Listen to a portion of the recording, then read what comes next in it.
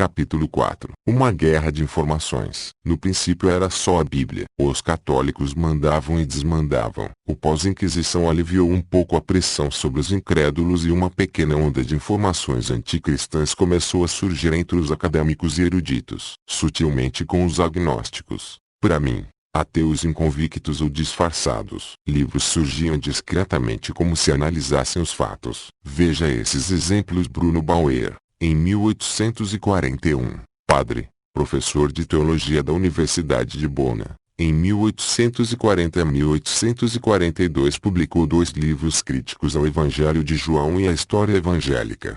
1841, Crítica da História Evangélica dos Sinóticos.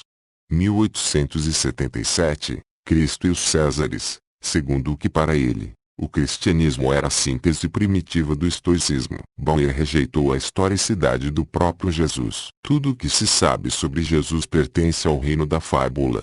Michel Logan, em 1842, escreveu a mitologia cristã revelada. A opinião predominante, embora infundada e absurda, é sempre a rainha das nações. Robert Ingersoll, em 1872, escreveu Os Deuses. Extraordinário orador de Illinois, seus discursos atacavam a religião cristã. Não é admirável que nenhuma palavra foi jamais escrita por Cristo. Kersey Graves, em 1875, escreveu Os 16 Salvadores Crucificados da Humanidade. Já viu as comparações que ele fez, não é? Bronson Graus Celsius.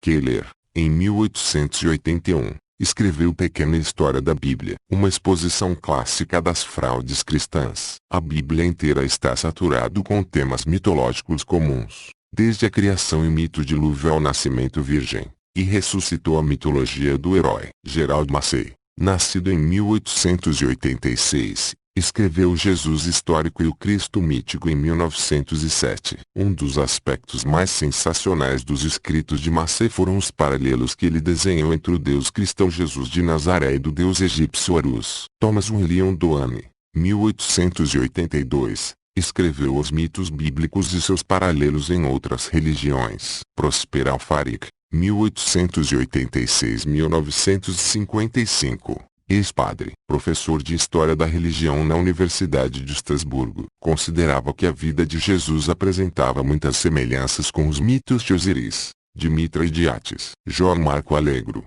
1923-1988, foi um arqueólogo e estudioso dos manuscritos do Mar Morto. Ele estudou línguas semíticas na Universidade de Manchester e dialetos hebraicos na Universidade de Oxford. Participou das pesquisas e traduções dos escritos essênios e a partir deles a conclusão de que o Jesus Cristo é um mito. Escreveu o mito cristão e os manuscritos do Mar Morto, referindo-se ao movimento essênio. O que este não pode fornecer, nem nunca forneceu, foi um Josué, Jesus histórico, habitante da Palestina no século I. Por trás do Jesus da tradição religiosa ocidental existiu, um século antes, um essênio histórico, mestre da justiça. O personagem real por trás de Jesus de Nazaré no Novo Testamento. Na verdade temos de lembrar que a história contada nos evangelhos é quase ficção pura. Li esse livro e dele tirei subsídios para o meu posicionamento. Yakov Lentzmann, alemão,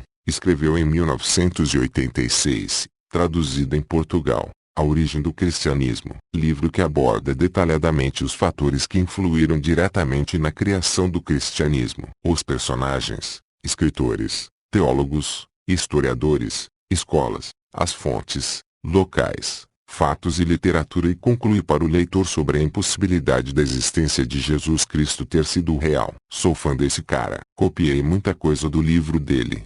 Com o tempo esses alinhavos isolados começaram a tomar força e cada vez mais apareciam eruditos, críticos e escritores a analisar e criticar a historicidade de Jesus Cristo. Quer dizer, não estou descobrindo a pólvora, não estou criando coisas da minha cabeça. Estou endossado por gente famosa desde há muitos séculos. Tenho publicado uma relação de 150 desses, desde o início do século e até os dias de hoje. Cada vez mais. Apareciam literatos discorrendo sobre essa coisa, já agora mais assintosos, mais enfáticos, em afirmar a inexistência do Jesus histórico. Quando eu comecei a estudar esse assunto em 2002, Já vi aqui no Brasil, sem o meu conhecimento, alguns estudiosos e escritores, que rejeitavam a divindade de Cristo. Entretanto, alguns ainda o tinham como uma espécie de profeta milagreiro que viveu nas adjacências de Roma e de onde surgiu a sua história. Isso entre os raros que se preocuparam em contradizer as mentiras da religião. Ou seja, muito poucos. Em 1999, de Mordocai escreveu A Conspiração Cristã, a maior mentira que já foi vendida. Karl Doherty, em 1999, escreveu Enigma de Jesus. O cristianismo primitivo começou com um Cristo mítico. Poderosa afirmação de como o cristianismo começou como uma seita mística judaica, sem necessidade de Jesus. Timothy Freke, Peter Gandhi, também em 1999, escreveu Os Mistérios de Jesus. Examina a relação próxima entre a história de Jesus e a de Osíris, Dionísio. Jesus e Maria Madalena são figuras míticas baseadas na dualidade de Deus, deusa do paganismo. Em 2000, Harold Edner escreveu A Criação do Mito Cristão, Anacronismos e Erros Geográficos dos Evangelhos Denunciados. O cristianismo é uma das fraudes mais bem-sucedidas da história, disse. E assim a estrutura falsa foi caindo. Também em 2000, Robert Price escreveu Desconstruindo Jesus. Alcides, em 2000, escreveu O Mito do Jesus Histórico e a Evolução da Consciência. O Ataque de um Psicoterapeuta ao Deus Homem. Em 2000, Michael Elfman, filósofo e teórico da morte do ego, descartou completamente a existência de um Jesus histórico. Burton Mack, em 2001, escreveu O Mito Cristão, Origens, Lógica e Legado, Formação Social da Criação do Mito. Luigi Cassioli, em 2001, escreveu Fábula de Cristo. Indicia o papado por lucrar com uma fraude e fazer o mundo de bobo. Frank R. Zindler, em 2003, escreveu Jesus que os judeus nunca conheceram. Seperton do Exu e a busca por um Jesus histórico em fontes judaicas, sem evidências em fontes judaicas que corroborem o Messias espectral. Lassagesse, século XXI, não sei exatamente o ano, um escritor competente e detalhista, conta a miúde os acontecimentos históricos que deram origem ao cristianismo, detalhando e demonstrando que a história de Jesus Cristo é totalmente mitológica. Ou seja, foi montada através de inspirações e mitos anteriores. Textos constantes do seu livro foram transcritos para o meu, pela qualidade da informação. Encontra-se na internet. Em 2003, eu, Alfredo Bernacchi, escritor brasileiro, já era há 2 anos ateu racional, depois de 50 anos religioso. Pesquisou profundamente o assunto e escreveu o livro Sinto Muito, mas Jesus Cristo não existiu. Analisando e demonstrando todos os fatos que envolveram esse personagem, conclui que o mesmo não passa de uma fraude, alimentada por interesses políticos financeiros, inspirado e copiado de mitos anteriores. Nunca existiu como homem. Em 2003, Robert Price também escreveu O Incrível Encolhimento do Filho do Homem. Quão confiável é a tradição evangélica? Ex-ministro e estudioso reputado, mostra como Jesus é uma amálgama de diversos profetas do primeiro século, redentores de cultos de mistério e aeons gnósticos. Tom Harpur, em 2005, escreveu Cristo Pagão, Recuperando a Luz Perdida. Estudioso canadense do Novo Testamento e ex-padre anglicano que reafirma as ideias de Kuhn, Higgins e Massey. Jesus é um mito e as ideias originais do cristianismo se originaram no Egito. Francesco Carota, em 2005, escreveu Jesus era César, sobre a origem juliana do cristianismo. Exaustiva lista de paralelos. Estranhamente afirma que César era Jesus. Bom, pelo menos, Jesus não foi Jesus. José Patuil, em 2005, escreveu O Messias de César, a conspiração romana para inventar Jesus. Michel Onfray, em 2005, escreveu Tratado de Ateologia. Filósofo francês que defende o ateísmo positivo, desmistifica a existência histórica de Jesus, entre outras coisas. Kenneth Humphreys, em 2005, escreveu Jesus não existiu. O livro deste site reúne as mais convincentes exposições sobre o suposto super-herói messiânico. O autor ambienta sua exegese dentro do contexto sócio-histórico de uma religião maligna em evolução. Você pode ler sobre isso aqui. http://www.jesusneverexisted.com/cholarsportuguese.html. Jarraskin, Em 2006, escreveu Evolução de Cristo e dos Cristianismos. Acadêmico e ativo cineasta, Raskin olha além da cortina de fumaça oficial de Eusébio e encontra um cristianismo fragmentário e um Cristo composto a partir de vários personagens históricos e literários. Thomas L. Thompson, também em 2006, escreveu O Mito do Messias. Teólogo, deão e historiador da Escola de Copenhague, que concluiu que tanto Jesus como Davi são amálgamas de temas mitológicos do Oriente Médio originados na Idade do Bronze.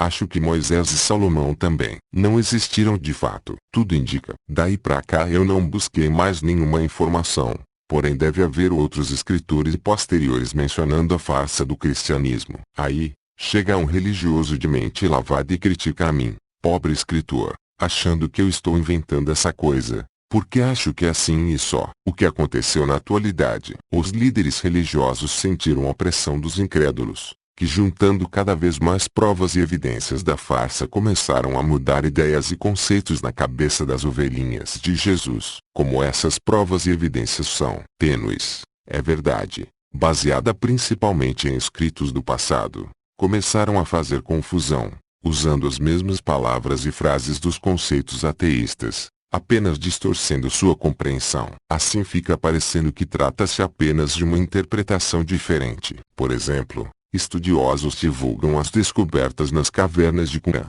Mar Vermelho, falando dos essênios que tinham uma religião dogma e ritual semelhante à dos cristãos, que vieram depois. Eles, os religiosos mentirosos, dizem que Jesus viveu com os essênios, ou que Jesus foi um essênio, etc., fazendo a maior confusão na cabeça dos crédulos que querem saber a verdade. Alguns cristãos que estão levantando suas dúvidas, ainda entendem assim e desvalorizam o assunto. Confundem tudo. O que eles não explicam é que os essênios existiam e viveram antes da história de Jesus, e esse conceito já era bem antigo entre eles. Essênios eram judeus e viveram desde 1000 anos graus Celsius. Pode dar a impressão que isso é apenas uma questão de interpretação, mas não é. É mentira mesmo. Eu estou escrevendo esse livro para você ler, porque se fosse para mim mesmo, eu ia xingar muito aqui. Tal a minha indignação. Esses líderes religiosos não valem nada. Vou precisar dar outro exemplo.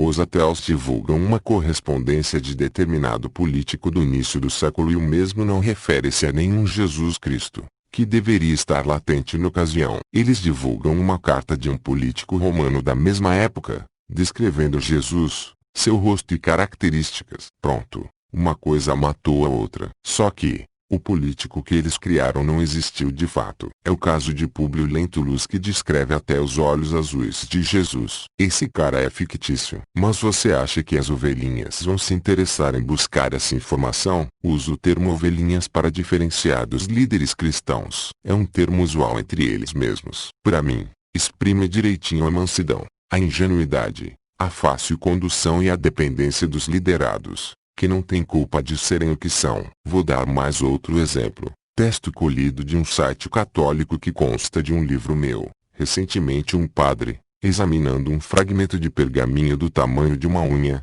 constatou que a combinação de 3 letras que nele aparece só existe no Evangelho de São Marcos. Portanto, os essênios possuem uma cópia do Evangelho de São Marcos antes do ano 70. Aí essa doeu. Isso teve uma importância enorme, porque os hereges modernistas diziam que os evangelhos haviam sido escritos muito tempo depois de Cristo, e que eram invenções, mitos e lendas dos cristãos e não documentos históricos. A ideia é confundir, certamente, porque não há base de verdade em nada disso. Quer dizer que uma cópia do Evangelho de São Marcos já existia com os essênios, e as 3 letras e um ponto eram desse evangelho. Que tal dizer que os essênios tinham nos seus escritos algo como um evangelho parecido com o de Marcos, que foi surrupiado pelos padres que escreveram a Bíblia lá pelo 2º século? Ponto de interrogação, porque isso foi, de fato, o que aconteceu. Pior que não era só os de Marcos, mas os de Paulo também. Além do Apocalipse, no ano 160, Marcion apareceu com um evangelho criado por ele mesmo, que constava textos de Lucas e algumas das cartas atribuídas a Paulo. Certamente ele copiou isso dos essênios. Os evangelhos da Bíblia só vieram anos depois disso. Veja o livro A Verdadeira História de Jesus Cristo, de minha autoria. Mas 3 letras e um ponto. Estão brincando com a mente das ovelhinhas. Veja isso. Barra inversa mesmo após décadas de trabalho e controvérsias. A tradução integral dos manuscritos do Mar Morto foi completada em 2002, mas não havia nenhuma referência direta a Jesus, João Batista ou os primeiros cristãos. Os essênios provavelmente foram exterminados pelos romanos, ou obrigados a deixar suas comunidades e fugir para salvar suas vidas, por volta do ano 68 d.C. Wikipedia.org/inversa. Mas o padre aí achou 3 letras e um ponto e resolveu que era a literatura bíblica de Marcos, que não existiu. E eles divulgam isso aqui. A comprovação de que os evangelhos foram escritos logo depois da morte de Cristo, como sempre ensinou a igreja, foi dada pelos manuscritos de Qumran. Agora veja abaixo. É importante primeiro, que você leia esse pequeno trecho, da Wikipédia, explicando quem foi Alfred Boissy. Alfred Boissy foi um padre jesuíta, teólogo e filósofo francês nascido em 1857 e falecido em 1940. Foi um dos líderes e fundadores do movimento modernista católico. Ordenado padre em 1879, foi um brilhante professor de hebraico e exegese bíblica do Instituto Católico de Paris, 1881-1889. Com o objetivo de rebater as críticas que a elite cultural de Paris fazia ao cristianismo e à figura de Jesus Cristo, o padre Loisy inicia suas pesquisas que irão lançar os fundamentos do modernismo católico. Muitos eruditos intelectuais da época duvidavam da existência histórica de Jesus Cristo e havia muitas discussões em rodas de intelectuais, ridicularizando o cristianismo de forma geral. Inconformado com as críticas ao catolicismo e com as dúvidas lançadas pela elite intelectual de Paris, resolveu estudar a fundo os documentos da biblioteca e dos arquivos secretos do Vaticano, a fim de rebater as afirmações dos intelectuais da época. Através de investigações e pesquisas detalhadas e minuciosas, constatou a necessidade urgente de reformar e modernizar o catolicismo romano, dando a ele bases científicas e histórico-críticas. Resolve então sistematizar seus trabalhos com o objetivo de atualizar a doutrina católica, colocando a Igreja na vanguarda do pensamento teológico, e publica seu trabalho em 1903. Entretanto, a Santa Sé, que mantinha um apertado controle doutrinário dos estabelecimentos católicos, suspende Loisy, e suas obras são colocadas no Index dos Livros Proibidos. Em 1908, Loisy perde sua cátedra de filosofia na Universidade de Paris e finalmente é excomungado pelo Papa São Pio X.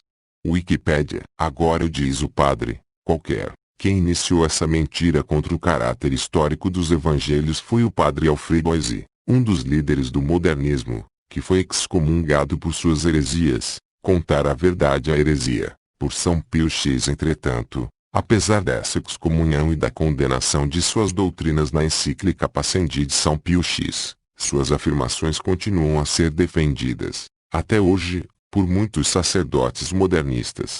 Quer dizer, as pessoas que citam o referido ex-sacerdote, para nele formarem uma base de conhecimento, esbarram no caminho com textos como esse, que avacalha com a prova oferecida pelos ateus e confundem a mente dos cristãos que querem saber a verdade. Veja mais essa mentira fazendo confusão. Como você sabe, foram descobertos em Qumran os mais antigos documentos datados da época de Cristo. Eram livros e textos sagrados que haviam sido deixados nessas grutas por ocasião da invasão romana do ano 70. Portanto, eram textos anteriores ao ano 70, que não tinham nada sobre Jesus Cristo.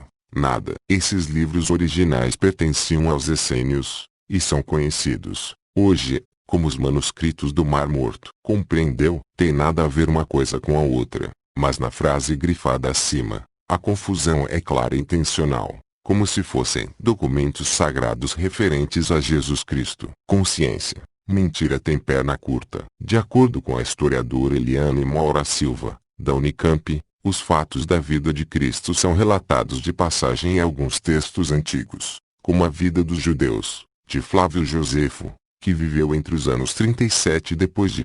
e 103 d.C., porém de forma pontual e não muito extensiva. Segundo ela, há estudos que revelam ser verdadeiras muitas das referências históricas contidas nos evangelhos do Novo Testamento, que tratam da vida de Cristo, mas que também foram escritos posteriormente. Trata-se de período conhecido da história do Império Romano, embora a Judéia, onde Jesus viveu, não fosse a principal preocupação nem a província romana mais importante na época. Afirma. Esse texto acima é citado, exatamente igual, em uma grande quantidade de sites. Sem mais nem menos. A escritora existe, e é historiadora da Unicamp, mas a informação não diz o nome do livro, a página nem o capítulo para a gente poder conferir. É jogado assim, à vontade, sem nenhuma responsabilidade de ser verdadeira. Pelo jeito essa historiadora é famosa, ou seu texto é famoso. Mas será verdade que ela escreveu isso? Deve ter alguma referência ao livro, pelo menos. Se este texto fosse religioso, declaradamente, eu não diria nada, porque toda religião é mentirosa, mas dizer-se científico até pelo nome e contar mentiras, me incomodou, principalmente quando usa o nome dos outros. A historiadora Eliane Moura Silva da Unicamp. Será que ela sabe disso? Uma historiadora. Vamos conferir. O site da Rádio Araguaia faz a mesma coisa, citando o mesmo parágrafo. O site catequistabrunovelasco.com faz a mesma coisa, cita o mesmo parágrafo. O site Catequese Católica faz a mesma coisa e cita o mesmo parágrafo, e cita em separado o texto falso já amplamente conhecido de Flávio Josefo, que a escritora não se atreveu a citar. Também no Yahoo Respostas tem essa referência, com as mesmas palavras. No Facebook, postado por Juan Paz, tem a mesma referência. O site Padre Joãozinho, SCJ, diz a mesma coisa, cita o mesmo parágrafo. Existe a mesma referência, com as mesmas palavras. Vários sites dizem a mesma coisa, usando o mesmo texto, igualzinho. E aonde é que encontro isso? Lendo todos os livros de Flávio Josefo. E se não estiver lá, porque nunca consegui comprovar se isso existe. Se esse texto é de fato escrito pela historiadora, porque não tem como ser encontrado o original. É assim que eles fazem. Está entendendo como funciona? Um copia do outro, que copia do outro, que copia do outro, sem ninguém esclarecer nada. Mas quantos acreditaram nessa ladainha que dizem que essa escritora escreveu? Normalmente a gente chama isso de fofoca, mas num assunto sério deve ter outro nome. Picaretagem. Por exemplo, sobre Einstein. 40 Outra coisa que está virando moda entre os católicos falsificadores agora é a contra-informação ou contaminação das informações. Eu era um que divulgava palavras de Einstein, por exemplo, porque é uma autoridade conhecida e discutida do século passado e eu me aprofundei nessa informação. Vou colocar abaixo. Mas os cristãos começaram a falsificar os entendimentos de Einstein de uma forma grosseira, e apareceram centenas de frases suas, como se este fosse um crente em Deus. Pode ver por aí. Absoluta mentira. De forma que, quando eu menciono este cientista, os religiosos vêm com frases feitas dita por ele. Tudo falso. As melhores informações estão nas enciclopédias e as de melhor acesso são as eletrônicas como a wikicote.org e a wikipedia.org, que procuram trazer o máximo de isenção em suas informações. Veja o que eu colhi de lá. Escritos de Einstein segundo a wikicote.org. http://pt.wikicote.org/ numa carta ao seu amigo Max Born, 1926, religião não deveria ter nada a ver com o medo da vida ou o medo da morte, mas sim com a busca pelo conhecimento racional. A palavra Deus para mim é nada mais que a expressão e produto da fraqueza humana. A Bíblia é uma coleção de lendas honradas, mas ainda assim primitivas, que são bastante infantis. Nenhuma interpretação, por mais sutil que seja, pode, para mim, mudar isso. Reparem que Einstein estava falando numa época que não é a de hoje. Tinha que ter muita sutileza para não ser prejudicado. Havia católicos aos montes, em todas as áreas sociais. Para mim, a religião judaica é, como todas as outras, uma coletânea de superstições infantis. E o povo judeu, ao qual eu pertenço e cuja mentalidade eu tenho grande ligação, não possui, para mim, nenhuma qualidade que outros povos não tenham. Por minha experiência, eles não são melhores que outro grupo de pessoas. Por isso não vejo nada que os torne escolhidos. É claro que é uma mentira. O que você leu a respeito de minhas crenças religiosas? Uma mentira que é repetida sistematicamente. Não acredito num Deus pessoal e nunca neguei isso. E sim o manifestei claramente. Se há algo em mim que possa ser chamado de religioso, e admiração ilimitada pela estrutura do mundo, do modo como nossa ciência é capaz de revelar seu ressentimento com o Deus pessoal, que você, assim como eu, acreditamos não existir. De certa forma me surpreendeu. Esta atitude encontra-se principalmente nas pessoas que libertaram-se sem luta dos restos da educação arcaica e patriarcal. Carta ao filósofo Erich Kind, de janeiro de 1954. Jamais imputei à natureza um propósito ou um objetivo, nem nada que possa ser entendido como antropomórfico. O que vejo na natureza é uma estrutura magnífica que só compreendemos de modo muito imperfeito, e que não tem como não encher uma pessoa racional de um sentimento de humildade. É um sentimento genuinamente religioso, que não tem nada a ver com o misticismo. A ideia de um Deus pessoal me é bastante estranha, e me parece até ingênua. Se as pessoas são boas só por temerem o castigo e almejarem uma recompensa, então realmente somos um grupo muito desprezível. Agora Einstein, segundo a Wikipedia.org, o ponto de vista de Einstein sobre a crença religiosa fora coletado a partir de entrevistas e escritos originais. Ele disse que acreditava no Deus panteísta de Baruch Spinoza, mas não em um Deus pessoal, crença que ele criticou. Chamou-se de agnóstico, enquanto dissociavam-no do rótulo de ateu. Não se intitulava ateu talvez para se proteger de perseguições, que foi o filósofo Spinoza com quem Einstein concordava sobre religião. Ganhou fama pelas suas posições opostas à superstição Deus sive natura. Deus, ou seja a natureza, um conceito filosófico, e não religioso. No verão de 1656, a sinagoga portuguesa de Amsterdão o puniu com o Scheren, equivalente à excomunhão, pelos seus postulados a respeito de Deus em sua obra, defendendo que Deus é o mecanismo imanente da natureza, e a Bíblia, uma obra metafórico-alegórica que não pede leitura racional e que não exprime a verdade sobre Deus. Einstein participava do pensamento de Spinoza, e não pode ter escrito nada que indicasse crer no Deus cristão. O que aparece por aí é mentira, invenção deturpada. Einstein tem uma porção de pensamentos escritos isoladamente, de modo filosófico, mas nenhum deles contraria o pensamento dele, que está bem definido nessas cartas. Agora você já sabe. Quando ler por aí que Einstein acreditava em Deus, rasgue e jogue no lixo, ou simplesmente delete, porque é mentira. Se você quiser saber mais, e não acreditar em mim, corra atrás, mas não engula sapos. As ovelhinhas realmente estão em situação difícil porque, para esses cristãos, os padres e pastores são pessoas seríssimas. Eles olham nos olhos deles toda semana, e jamais imaginariam que eles estão mentindo e inventando tudo isso só para ganhar dinheiro. É uma profissão,